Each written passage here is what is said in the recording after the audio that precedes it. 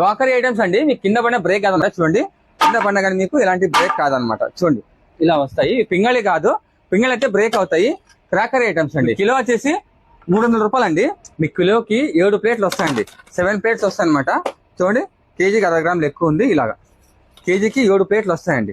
300 రూపాయలు చూడండి. 300 రూపీస్ కి మీకు 7 ప్లేట్స్ అండి. చూడండి వీళ్ళ దగ్గర ఇవన్నీ ఐటమ్స్ ఉన్నాయన్నమాట. మీకు కేగాలు తీసుకోవచ్చు. కిలో వచ్చేసి మీకు జస్ట్ 300 రూపాయలు అండి.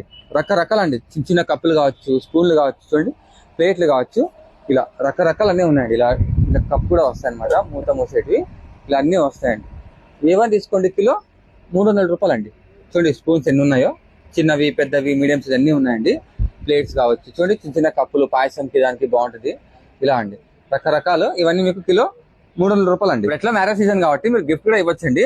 మీకు ఇలాగ బయట ఇదే బాక్స్ ప్యాకింగ్ ఎత్తికిన 35 పీసులు వస్తాయండి. 2800 రూపీస్ అవుతుంది అనమాట. ఇక్కడ వీళ్ళు 41 పీసెస్ ఇచ్చేసి మీకు జస్ట్ 2000 రూపీస్ కి ఇచ్చేస్తుందండి. ఇలా మీకు సేఫ్టీ బాక్స్ ఇలా వస్తాయన్నమాట. ప్యాకింగ్ సేఫ్ గా ఉంటాయండి. మొత్తం అంతా మీకు 41 పీసెస్ వస్తాయండి. ఇలా మొత్తం అంతా బాక్స్ ప్యాకింగ్ ఉంటుంది అనమాట. సేఫ్టీగా ఉంటుందండి.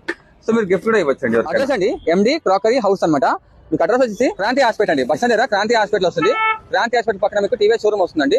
దాని ఆపోజిట్ అనమాట. ఆపోజిట్ మీకు బోర్డు ఉంటుంది ఇక్కడ ఎండి క్రాకరీ హౌస్ అని చెప్పేసి. ఈ సొందులో పోండి. సొందులో మీకు సెకండ్ షాప్ అనమాట. ఎండి క్రాకరీ హౌస్ అండి.